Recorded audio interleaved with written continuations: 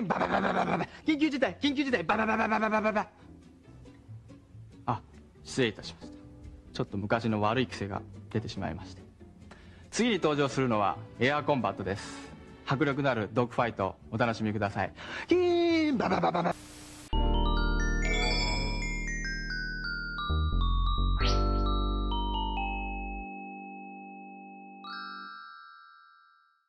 The invention and subsequent mass adoption of the jet engine was a game changer, rapidly evolving the worlds of transport, energy, and of course, war.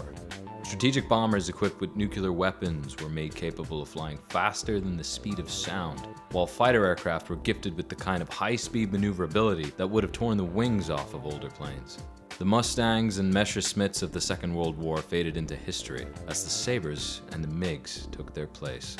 Conventional conflicts were suddenly being fought a lot faster and more decisively, with the victor often being the one who took the sky first.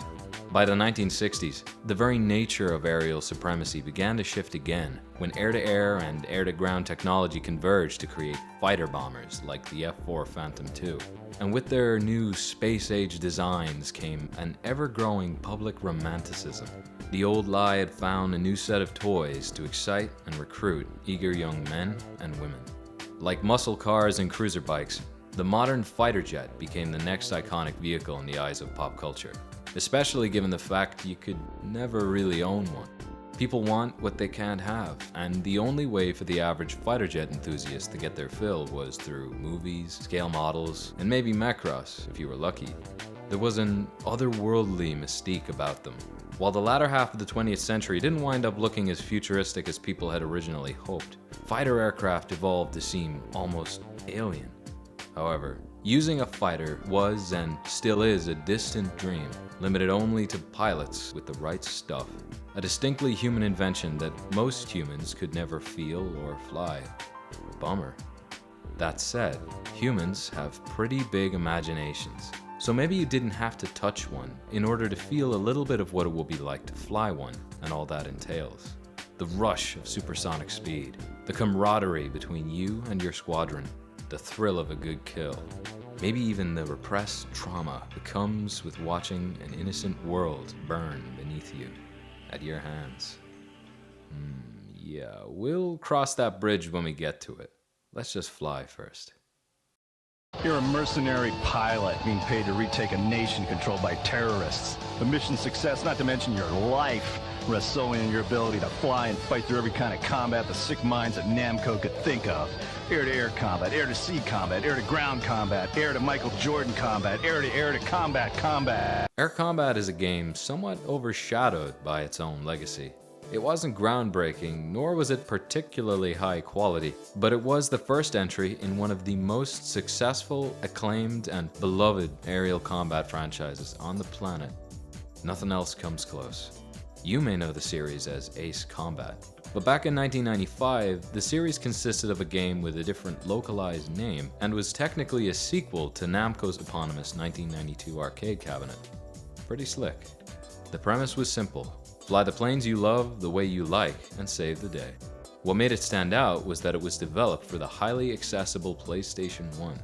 Flying games had spent almost 2 decades shackled to the PC market, mainly due to the hardware and accessory limitations of early home consoles. Knock knock, get the door. It's Nintendo! Miyamoto had these newfangled things called Mode 7 and Super Effects, effectively demonstrating with the Super Nintendo that consoles could be a viable place for flying in a 3D-ish space.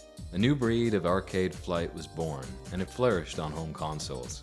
Sony and their expanded disk space wanted in, and Air Combat will be the one to carry the torch. History lesson over. How he is keeping? Been a while since my last one of these. You know the drill. I'm gonna talk you through a silly old plane game for the next, 20 minutes, 30? Name's Tom, by the way. Call sign, Butterfly. Formerly Hamster Pie, but that name's run its course. You know how it is. I like Ace Combat, and I like making videos about the things I like this one. This will be the first in a series I have planned where I break down every mainline Ace Combat game by release and talk shop about what makes each one so special. Special to the genre, special to the fans, and most of all, special to me. This is my document. It's a celebration. it's a requiem. Some of them are going to be a bit big, especially for the later games, but I'm also pretty excited to cut my teeth on some smaller videos for the early games first. Gives me a chance to get my bearings, sort of like my own little tutorial. Let me outline some ground rules before we take off. Number 1. This should come as a surprise to no one, but these videos will contain spoilers for the narrative beats of their respective games. And due to the unpredictable nature of the mission design, there'll also be a number of legitimate gameplay spoilers as well. None of it really matters in Air Combat's case though, given that the actual narrative content here is limited to say the least. Later games will ramp this up, and each one has a different way of toying with the player's expectations. I'll warn you accordingly for each one. The kids, what they say now, Paul? They call this cinema. Number 2. If you don't plan on playing any of these games, but you still want to hang out, I'll hold your hand and walk you through all the weird stuff so you don't get confused. I promise. Hey, if I'm lucky, I may even be able to convince you to try one of them. Try 4. It's pretty good. Number 3. If you are a fan of the series, get comfy. We got a lot to talk about, and I'll be doing up plenty of references and bits related to the games throughout the franchise. More importantly, I may even be able to help you learn or understand something new about a series that matters to you. Maybe. I'm no journalistic genius. I just like talking about cool things. Number 4. If you're the type who plays these videos in the background while doing something else, I've written this all in a way that most of my points can be digested through audio alone. I do gotta recommend you watch though. The visual aspects will enhance your understanding of things. You won't miss any bits and, I put effort into it. Number 5. If you're allergic to dogs, be warned. There will be good boys. Very good boys. That's the score. Now we can get going. Strap in tight, cause we're going back to where it all started. The 3D polygon graphics will have you holding your jaw together with polygrip. Air combat will blow you away.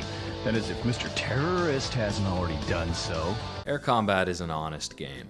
Everything you need to expect from the style to the tone is laid bare in the intro cutscene. State-of-the-art fighter jets donned in Hot Wheels stickers, big money shots of perfect flying formations, and total disregard for public health and safety, of course. It's a flight action game, and it wears its Top Gun influences on its sleeves, especially in regards to its original soundtrack and its nostalgic synth rock flair.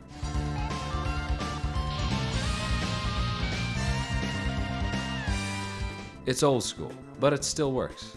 After all the character development, political intrigue, and general bombast that the later games set themselves up for, the simplicity that Air Combat offers in comparison is quaint. Gentlemen, you are the cream of the world's air forces. A verbose army guy informs us that his country, the Scully Islands, is fighting a losing battle against some vague trenchcoat badmen with unknown but supposedly evil intentions. In a last-ditch attempt to end a bloody civil war, Army Guy hires a group of mercenary pilots known as the Scarface Squadron to help turn the tide from the sky. They're also offering a lot of money, like a shit ton of money. You will receive remuneration commensurate with your positions as the premier Top Guns of the world. It'll become pretty clear soon that cash is king in air combat, especially given that as the squadron's top hired gun, Phoenix, you gotta pay for all your own planes. Fortunately, the game does start you off with 2 to choose from. The ever-reliable F-4 Phantom II, aka Double Ugly, and the classic that is the F-14 Tomcat. What they lack in cutting edge, they make up for with iconic looks and fairly easy handling. They're perfect jets to kick off an Ace Combat Mission 1 staple, shooting down squadrons of helpless enemy bombers. Well, it's time for me to die. They do have some escorts, or fighter jets tasked with protecting them, so this is where we earn both our wings and our talons. There's always a briefing before every mission, and the intel they provide is actually pretty handy. The controls also make just enough sense to not really require any kind of traditional training mission. Speed up, slow down, brake left, brake right, climb, descend. They might feel stiff and even a bit sluggish at first, but they should be functional and intuitive enough to grasp without issue for the average player. You can also choose between novice and expert flying modes. Do not choose novice unless you really need it. This mode is severely limiting, completely removing your ability to roll the plane. Expert mode gave me a much better sense of control and allowed for faster and more creative maneuvering. The game lacks analog support, which does make things trickier, but expert mode is way more rewarding in the long run if you can get past the clunkiness of directional input. However, quality of life features from future games like altitude leveling and high G turns are unfortunately absent. No crazy shit here, but that's alright. The first game in any series carries the burden of having to carve out its own identity. Ace Combat is known for its tight controls, and Air Combat kicked things off well enough, laying a solid foundation for the series to build upon. They didn't know it at the time, but the future was pretty bright.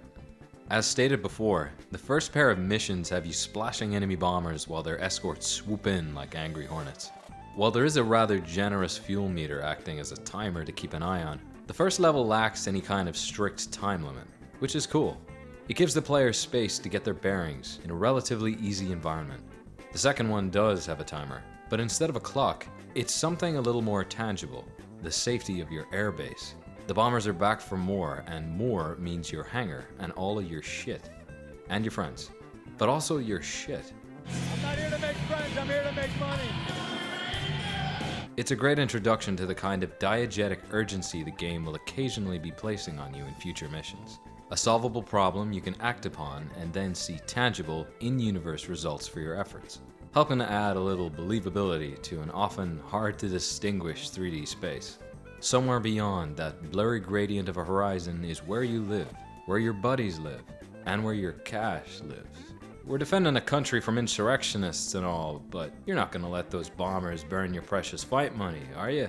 A reason to fight is often as important as the fight itself, but even without reason, the fighting is pretty alright. Enemy up ahead! Focus on our 6. Stay with him.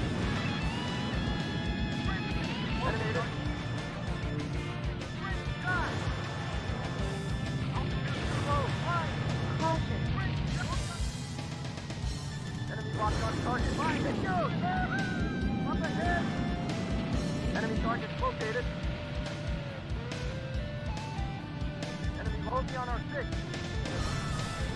Enemy fighters, or bandits, are capable of maneuvering nearly as fast as you and can dish out the same kind of damage, so don't go in expecting paper planes. They weave to dodge your missiles and break any way they can to get behind you. They have their own wingmen, their own variety of aircraft, and their own dreams, most of which involve you doing the opposite of being alive. However, their efforts to kill you can also teach you. When I mentioned before that the game was moderately intuitive, I was talking in particular about the combat. After a while, I caught on that positioning was key to a good kill. Locking onto your target is barely half the battle, because homing missiles are never an absolute. They'll miss if your angle is bad, or if the target turns away hard enough. So anticipating enemy maneuvers and getting that angle of 0 right behind them is just as important as pulling the trigger. That said, you can afford to get creative with your air-to-air strategies. I recommend getting to know your machine gun, or cannon, or just guns. The guns started saving me a lot of missiles once I began incorporating them into my dogfighting style, though you'll rarely run out of missiles anyway in this game. That's more of a future Ace Combat issue. Travel time exists for bullets as well, so you'll need to learn how to lead your shots if you want to get good. Instead of shooting where I was, you should have shot at where I was going to be. The shoot bang is solid, and what it lacks in complexity, it makes up for with relative consistency. You are the chef. This is your kitchen, and they are your onions. Get chopping. Also, your co-pilot will often go completely batshit. Now, I love a bit of flavor text, but this guy will get pretty grating after about 5 minutes. Enemy in sight. Focus on our 6. Jesus, miss! Take off! Focus on our tail! Fire! Put it down! Jesus, miss! He's limited to repeating obvious observations, and he never really provides anything useful, unlike the radio bros in later games. Those enemy pilots we fought today, I can't imagine how wonderful it would be to fly with them in peacetime.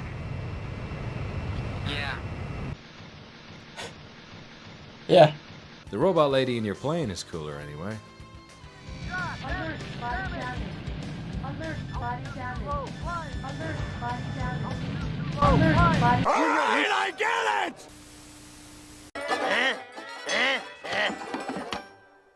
Children, remain calm. The Scully islands have just been invaded. I repeat, the Scully Islands. have just been invaded. The disputed islands lie here, off the coast of Argentina.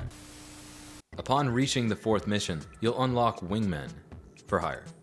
If you weren't already budgeting for $300 million fighter jets, now you gotta think about saving up for backup. Expensive pilots come with higher skills and better planes. Before every mission, you assign them with stuff to do, be it taking care of you, taking care of the targets, or taking care of themselves. They were helpful marking my tail, particularly in ground attack missions, where I'd find myself vulnerable flying non-air-to-air planes like the A-10. However, outside of that, I never really noticed them taking out any targets of their own. Usually because I ended up beating them to the punch anyway.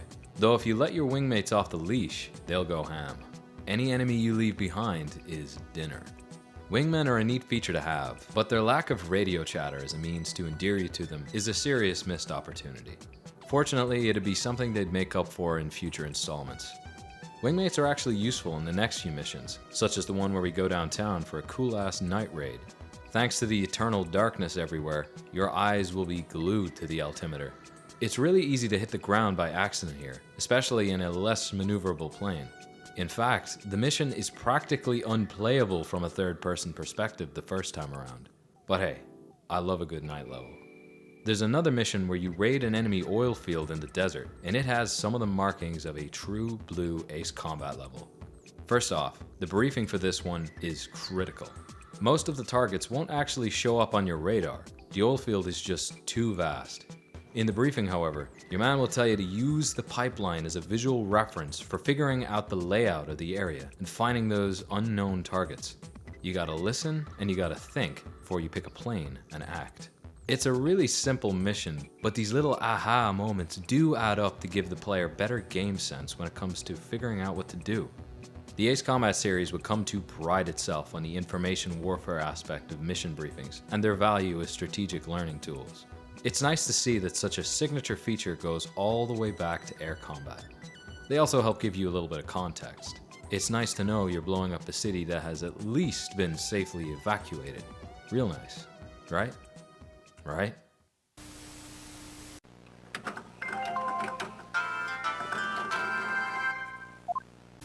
"21st of September, 2020.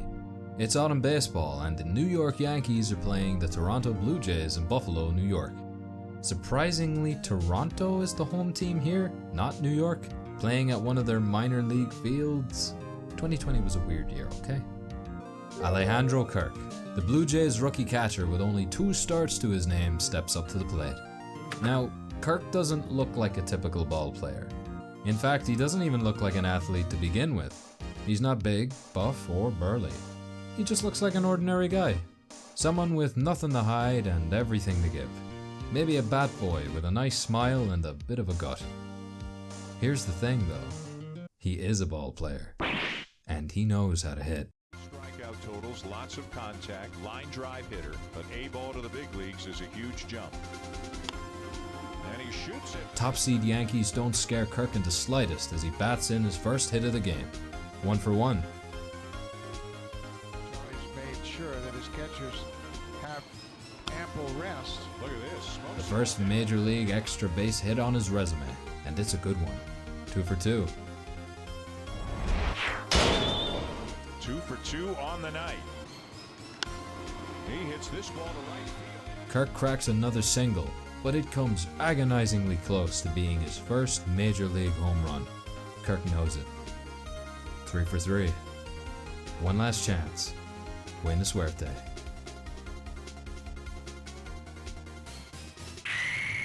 A high fly ball towards the right field corner.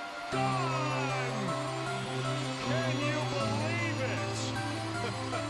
He better break out in a smile round of the bases this time. 4 for 4. Touch 'em all, Alejandro. You'll hit plenty more in your life, because there'll always be a place for people like you in a sport where physique can always be matched and often beaten by technique. Mission 7 puts your developing flying instincts to the test with a grand old trench run.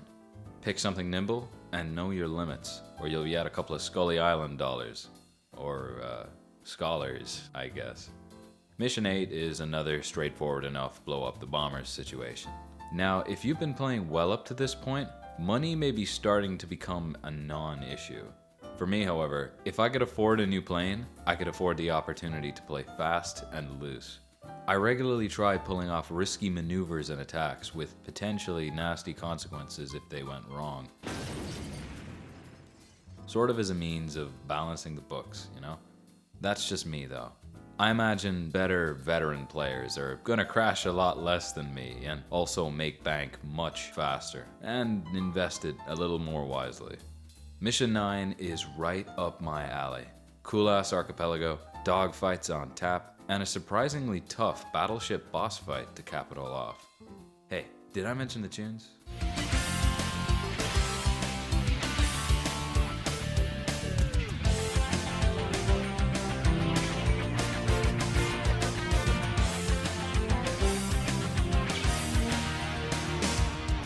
Oh yeah, this is fucking happening.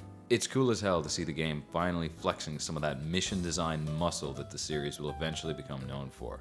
But Mission 10, however, is kind of basic. Escort some pals, shoot some bandits, piece of cake. Mission 11 is just Mission 1 and 8 again with the enemy bombers, but a little harder. Another piece of cake. Come here to me, come here to me. Let's go on a tangent about something else. So, the Scully Islands are actually set up Super Mario World style, with Phoenix flying from mission to mission in any order the player likes. Unless you're in a rush, I recommend doing the missions in order, otherwise you'll miss out on some neat side gigs. The presentation isn't really anything special, but it's cute. The planes themselves are similarly charming. They try to make up for their low polygon count with some very eye-catching colors. I'm talking sensory overload here. They actually kinda look like toys. Works for some, not so much for others. Nice! It's something I'm glad Namco moved on from in later games, but it fits the bill here just fine. These early 3D environments can be a bit hard to discern, so this design actually works to help make the planes stand out. Unfortunately, I didn't really get to see any of my planes in action, given that actually using the third-person view in the game puts you at a disadvantage. I cannot recommend playing from this perspective. There are two camera modes on offer, and it's this or a front-side heads-up display view, and I gotta vouch for the latter. It details ammo capacity, radar info, and machine gun range, whereas third-person lacks all of this. Personally, I like a good cockpit view, but the technology for that just wasn't there yet on PS1. Well, okay, yeah, there's Warhawk, but that came out later, and this isn't about Warhawk. We'll make a video about that later. The PS3 one, because we're cool. Now, I won't be using the PS1's 32-bit limitations as some kind of excuse for how the game looks. This was bad back in 1995. Reviewers at the time knocked the game for the graphical flickering, flat textures, and frequent frame rate drops. It lacks polish in terms of visual design, even for the era, but here's the rub. I do think it got it a little too hard. The game was in a bad position for visual critique from the get-go, being the PS1 sequel to a visually superior arcade cabinet built with better hardware. Whatever problems air combat could have would be compounded by the expectations left by the previous game, even if said game had way more capable arcade specs. Another issue at the time was, well, Warhawk. Another PS1 flight action game that came out shortly after Air Combat, with higher fidelity graphics and better performance. This led to a lot of unfavorable comparisons. The visuals are easily the worst aspect of the game, and a big reason why Ace Combat fans who want to see where it all began wind up starting at Ace Combat 2 instead of Air Combat. We'll get to that in the next video, but there is something Air Combat was getting right from the very beginning. Oh yeah, of course it's the music. Despite having what I technically consider to be the worst soundtrack of all the mainline Ace Combat games, Air Combat's OST is still a stupidly good time. I mean, come on, it's Ace Combat. The bar is set extraordinarily high. Ride into the MIDI zone, or to be more accurate, the fusion zone, because Air Combat can't be constrained to one style, but not in the way you might expect. When I played the game originally, I was only beginning to start digging up older games and appreciating their qualities, so at the time I anticipated a simple, straightforward soundtrack given that it's a game from 1995, a time when MIDI-based soundtracks were the norm. To keep it short, musical instrument digital interface was the most common standard used in video game soundtrack production back in the 1980s and early 90s. The sound cards that allowed computers and consoles to process music back then were much more limited, and proper raw audio could take up huge amounts of memory. MIDI was a way to simplify music into a more synthesized and manageable format for computers, at the cost of authenticity and complexity. To help illustrate this, here's a comparison between the Super Nintendo's MIDI OST and the higher spec Neo Geo CD's arranged OST for Baseball Stars 2.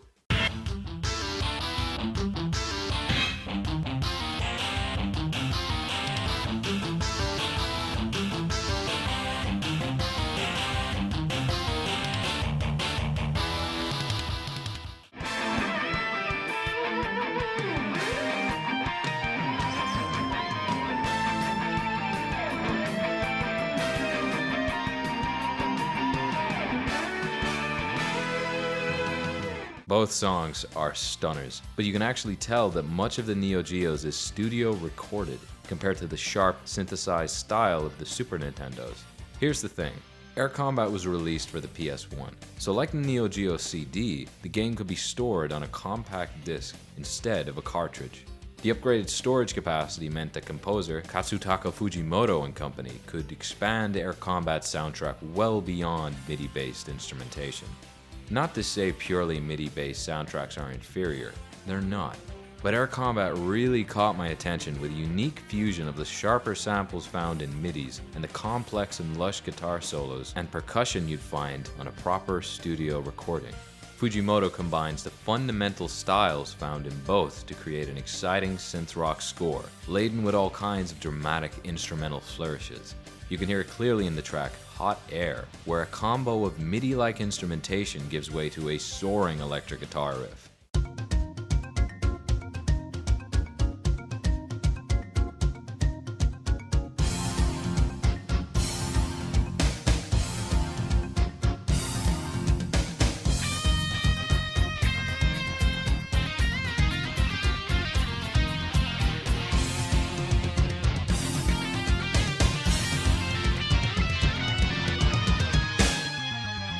And the tracks only keep getting better from there. It's everything a Top Gun-inspired soundtrack could hope to be, and more. A lot more, in fact.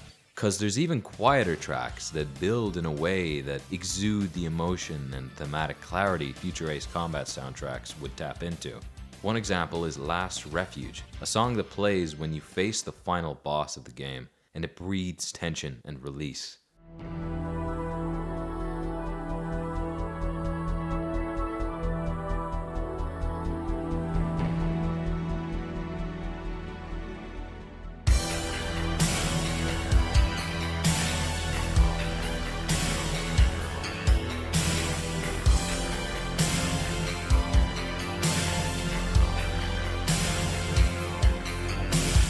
There's even a track for the split screen mode, and I'm very partial to it.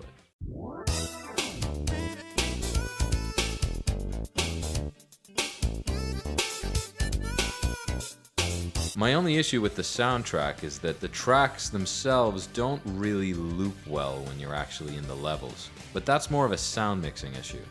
In short, the music is interesting and good. Good? Good. Finally, The Rock has come back to PlayStation. After the first handful of missions, the game starts ratcheting up the mission variety with air-to-sea, air-to-ground, and air-to-air combat. Every mission has its own unique environment now, targets, and even time of day.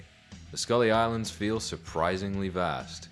With this scale in mind, the insurrectionists become more than just an excuse to shoot down enemy fighters, but a tangible, fully formed military organization, capable of occupying large swaths of land with armored vehicles, fuel depots, and air bases. That said, they're still a pretty uninteresting threat, since we know fuck all about them. But it's something, you know? There's a lot of things to shoot, a variety of situations to shoot in, and many planes to do the shooting. There's your saucy classics like the US F-15 Eagle, the Soviet MiG-29 Fulcrum, and the ever-chonky A-10 Thunderbolt. However, the game also helped introduce aviation fans to a lot of new next-gen aircraft, like the US F-22 Raptor, the French Dassault Rafale, and of course, the F-117 Nighthawk. aka Shady Nasty. Every plane lends itself to something in particular, be that maneuverability, air-to-ground supremacy, or all-around firepower. This kind of specialization actually motivated me to try different planes that lent themselves well to specific objectives highlighted by those crucial mission briefings. 16 fighters is a healthy roster for such an old game, and I'll take any and all opportunities for a leisurely spin in my precious MiG-31. Variety is the spice of life, but while a lot of missions take off, not a lot of them land. You've already heard me list a number of missions that are pretty uneventful. Fly, dogfight, pay dirt. Without the dogfighting depth or the exciting set pieces found in later games, these air battle missions wind up feeling a little boring. Throw in a good jet and a solid wingman and these missions are kind of a joke in terms of difficulty. They're good places to make bank though if you're in debt from all the planes you might have crashed in Mission 7. Not that I know anyone who's dealt with that. Now back where we were, Mission 12 pits you and a pal against an entire fleet, and it is a grand old time. Orders are to strike from behind and fight your way to the prize, the enemy aircraft carrier. The carrier itself acts as a hornet's nest and will proceed to launch lots of highly aggressive enemy fighters to face you. After what was a string of relatively easy missions, this was honestly a real test of everything I had learned up to this point. Having to face off against air and ground targets both gunning for me way more fiercely than usual. They're finally figuring out what makes for a good mission. It's only up from here. Well, sorta, cause Mission 13 is just a boring recon thing. But Mission 14 is another high-octane strike on a desert depot again. It's okay, cause Mission 15 gave me goosebumps.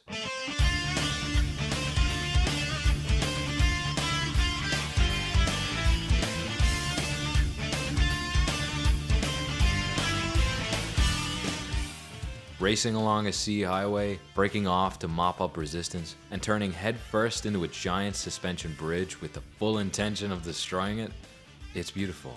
The surface-to-air missile launchers, or SAMs, can really mess you up here. Missile lock-on range in this game is about 1,000 feet, and it's the same for them as it is for you, so getting in range to take one out means putting yourself in reach for them to do the same to you. Coming in hot and quick and getting out even quicker is a necessity. Throw in my favorite song in the whole game, and we have all killer and no filler. A penultimate reward for all the unremarkable missions that came before, because now we're facing down the final level. After we fly through another canyon, of course, a canyon with a tunnel. For those unaware, the Ace Combat series prides itself on memorable late-game tunnel sequences, because, you know, it's kinda cool. It's kinda nice to know that they've been refining them since the very start. That's not the only thing they began honing their craft with here, because the last mission, Mission 17, introduces the series' first true boss fight with the, well, it doesn't really get a name, actually, other than the giant enemy airborne fortress. It's a great place to finally flex the F-22, which is only unlocked after Mission 15. It's a little bit weird that on a single playthrough, the centerpiece of the game's promotional material is only usable in 2 out of 17 missions. But hey, Mission 17? It's a treat. For their first try at a real boss fight, the fortress is a bit of a tough customer. Remember how I said dealing with SAMs can be a little bit tricky? Well, how about 6 at once, all aimed directly at you? Now put them all on a giant B-2 bomber looking thing that's also on the move. Now we're talking tricky. Juking past the missiles for a clean shot on its vitals means coming in fast. Fast enough that making a mistake means you could easily find yourself slamming into the fortress itself. Even when I thought I had it figured out, enemy fighters pulled in from behind me out of nowhere and forced me into some crazy maneuvers before I could deal with them myself. Keeping up with the fortress, taking it out piece by piece, and not getting overwhelmed by the fighters showing up for backup is no easy task. But I do like a challenge. Air Combat's mission design rarely put my back up against the wall, but this was some much needed difficulty. Phoenix fires one last missile, and the final mission comes to a close. The fortress is destroyed, the coup is halted, and the British man is happy. From the bottom of our hearts, we thank you. Hugs, kisses, and a wonderful credits sequence. It's so sweet. I love how some of the developers add their own little call signs in, like Bill, PPE, and 11663. It's a nice nod to every plane, a victory lap for the soundtrack, and a big build-up for the package designer. I mean, yeah, it is pretty cool. Good for you. Everyone gets a shout out. Even me. Go away with that. Now you can take on the game with a higher difficulty, whoop your friends in the split screen mode, or even mess around with some cheats. There's also a little mini game included, brimming with total sensory overload. It ain't much, but it's honest gaming. Our night flight with air combat is over. I'm Winchester on stuff to talk about, so it's time to wrap this one up. No, the Ace Combat series didn't start with a bang like other franchises might have during the 5th console generation. But Project Aces weren't slacking either. They laid out a decent foundation, and from here, they built their house. It's a foundation that would go on to hold up the most successful flight action game franchise ever made. A series that stole my heart for many reasons, and some of those reasons started with air combat. It was actually kind of eye-opening and even a little humbling to see so many ideas and concepts take root here that would eventually go on to be instrumental in the enduring quality of the series as a whole. It ain't perfect though. As time flies on by, it becomes easier to hold precious pieces of the past in high regard, despite issues you know to be true. The flying, while functional, is limited by a lot of simplistic mission design, and about 40% of said missions are kind of boring. There's also no getting around the dog food visuals, but ultimately, I don't really care. I had a good time, and even if I didn't, sure, it only took me 3 or 4 hours. Air combat didn't waste my time. I'm not here to bash an old man for mistakes they made a long time ago. I want to remind those still around that this old man existed and that they were part of something brilliant. And you know, they did pretty alright. It ain't tight as fuck, but it's still tight. Air combat might not be worth your time now when said time is short and there are better games like it out there, but I do hope this little essay of sorts gives you some perspective on it, and the series as a whole. Had you known nothing about it before, well, now you do. Had you already experienced it, well, I hope you appreciated my perspective. I think we're living in a decent time for nuanced analysis, criticism, and hot takes here on YouTube. And while I may not be nuanced, I did want to contribute to the discussion on Ace Combat. It was fun. And stick around, because I'm going to have even more fun talking about the next few games. We still have a lot to discuss, and if you haven't noticed, I'm a bit of a talker. But for now, we're done here. It's been good. Air Combat, you ain't a beauty, but hey, you're alright. Thanks for watching.